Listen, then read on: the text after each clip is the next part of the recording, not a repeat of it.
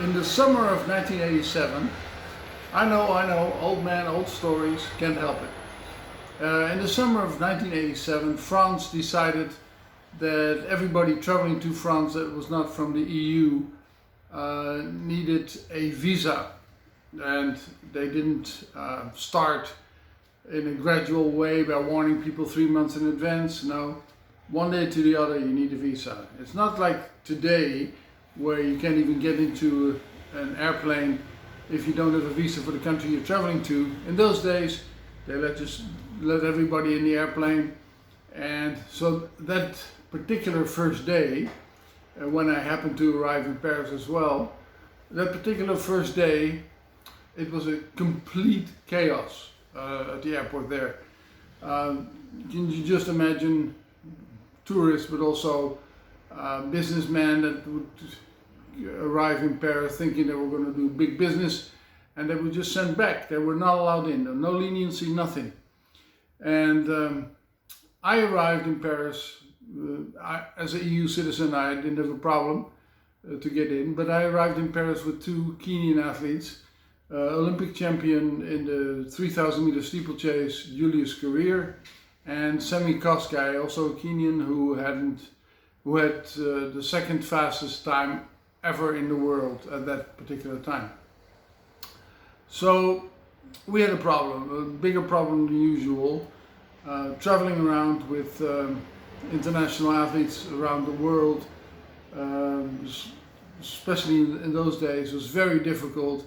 You know, it required screaming and shouting matches at embassies, at airports to get the people in. But that day we thought, you know, we might not be able to.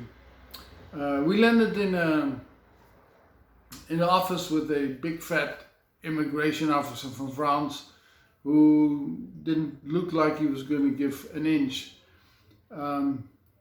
You're not allowed in, you need a visa. Well, sir, I understand, but listen to this. We have a meet this coming day, and this is Julius Korir. He's Olympic champion in the steeplechase, and this is Sammy Kosgei. He's one of the fastest 800 meter runners in the world, and the meet in Paris is really hoping for them to get in so they can compete tomorrow. I don't care. Everybody needs a visa. Well, sir, you know, it's very important. It's their living. It's also, you know, they're the stars of the meet. They need to get in. Julius is Olympic champion, and Sammy is one of the best 800 meter runners in the world. Well, I don't care. They need to have a visa. I didn't have too many other arguments, but I tried a couple more times. Julius Korir is Olympic champion in the steeplechase, and Sammy is a super 800 meter runner. If he was Jesus Christ, he wouldn't get in without a visa. We looked at each other, and you know, it would have been very complicated for us to fly back. You know, they would be out of shape if they had to go back to Kenya, back and forth to Kenya. They would lose money on it, and it was just a nuisance. So, you know, running out of arguments, I kept repeating myself and said, you know, Julius Korir is Olympic champion in the 3,000 meter steeplechase, and Sammy. And then the guy said, "What did you say?" I started to think real quick, what did I say differently than the first 3 times that I told him Julius was Olympic champion? And I said, well, Julius is Olympic champion in the 3,000 meter steeplechase. Ah, 3,000 meter you said? Yes, sir. And he started to sweat even more and thought for a minute or two. Then he said, 12 minutes.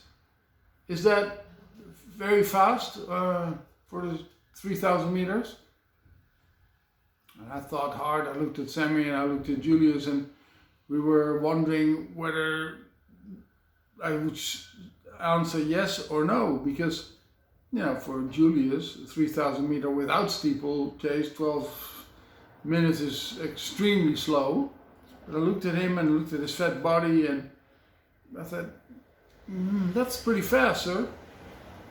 Huh, really, huh? That's what I thought. And he started to explain. His son wanted to become a policeman, immigration officer like him. And he had to do all kinds of tests, passed them easily. But the 3,000 meter was a problem. He had to run it under 12 minutes and he couldn't.